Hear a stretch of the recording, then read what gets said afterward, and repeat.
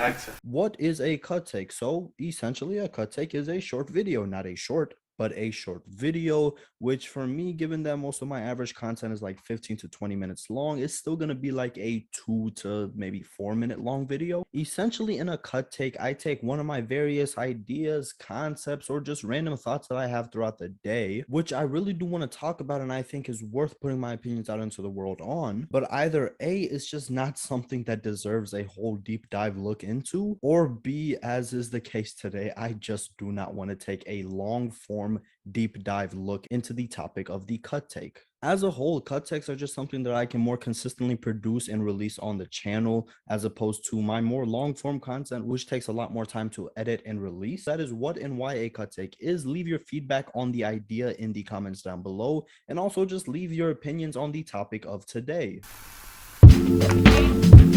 I can just feel half of my audience groaning right now, but I promise I'll be quick, and also the half that is groaning might agree with me by the time I'm done. So Marvel's been busy over the past year and a half, lots of content being released, lots of it, yeah. Phase 4 has surely been interesting so far, and I personally think I'm out on closely following Marvel. Don't get me wrong, there have been some very high highs, but there's also been an insane amount of inconsistency in darn near a dozen products, and I have no idea where this phase of the MCU is going. Before we had the Avengers movies to look forward to as the culmination of everything at the end, and that made it where even the lackluster contributions to the universe were kinda excused or at least enhanced because they played a role in something much larger. However, we don't really have that anymore, and it's all just kinda now.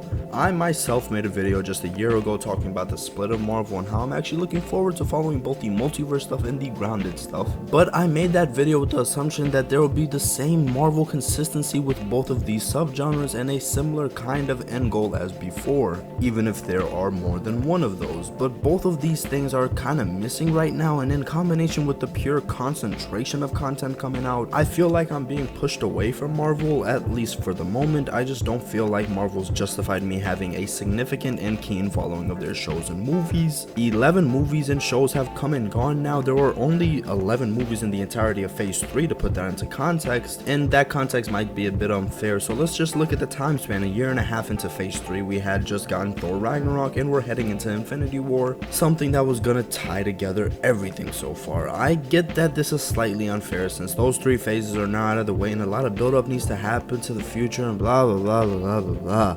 I don't really care. I'm not as in as I was before. I don't anticipate watching much of Miss Marvel or She-Hulk unless I hear something out of this world about them. After the next Thor movie too, I probably won't feel the need to watch Marvel movies in theaters, at least until some sort of consistency returns, and I guess I just want Marvel to feel like a universe again rather than a studio. With that said, I do want to rank phase 4 Marvel so far. First, the movies. In last place, I have Eternals, Black Widow in 4th place, Multiverse of Madness in 3rd place, Shang-Chi in 2nd place, and by a runaway margin, No Way Home in 1st place. And as for the shows, Falcon and the Winter Soldier at 6th, What If at 5th, Moon Knight at 4th, and then the top 3 goes WandaVision, Hawkeye, and once again by a runaway margin, Loki. Here's the compiled list if you're interested.